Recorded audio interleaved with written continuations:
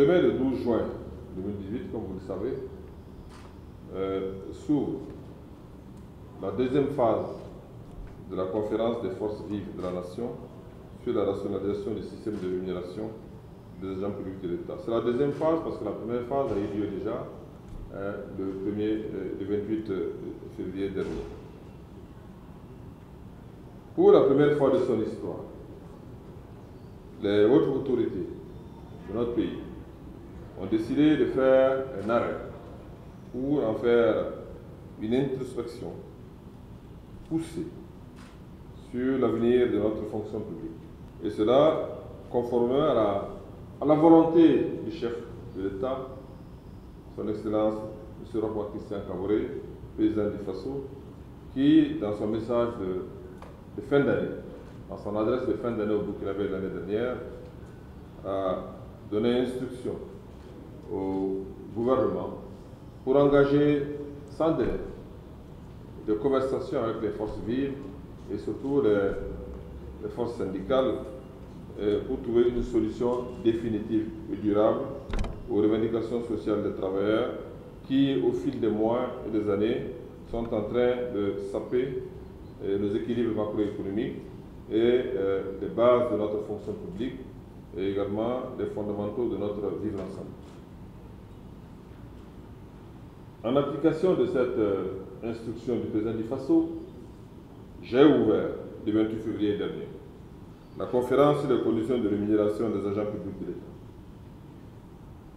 On avait noté avec satisfaction, lors de cette ouverture, la représentation des différentes composantes des forces vives de la nation, dont les représentants des organisations syndicales, les notables, les coutumiers, les religieux, les organisations de la société civile, et même les représentants du patronat.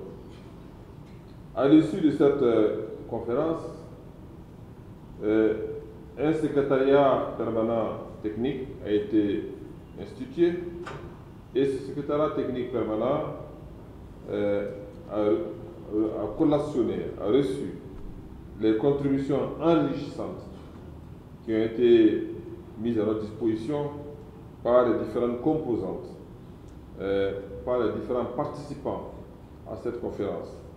Et l'objectif de ce comité technique, de ce secrétariat technique, est justement de centraliser et d'exploiter toutes les contributions que nous avons reçues des différents participants.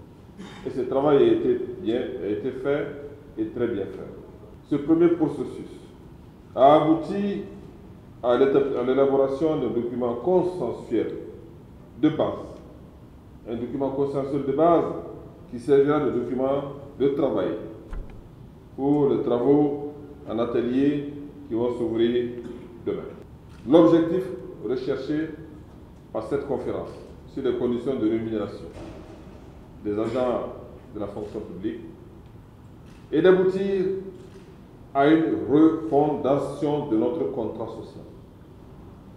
Une refondation de notre contrat social avec les travailleurs du secteur public. Une refondation fondée sur les principes d'équité,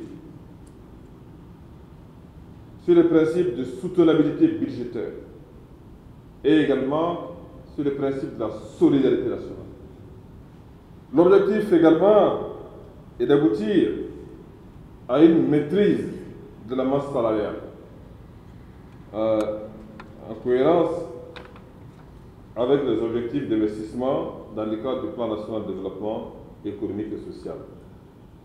La trajectoire d'évolution de notre masse salariale, l'évolution de notre masse salariale par rapport à la richesse nationale, l'évolution de notre masse salariale par rapport aux ressources fiscales, aux recettes fiscales, est en train d'atteindre un niveau qui est insoutenable pour préserver la soutenabilité de nos finances publiques et la viabilité financière et la crédibilité de notre État.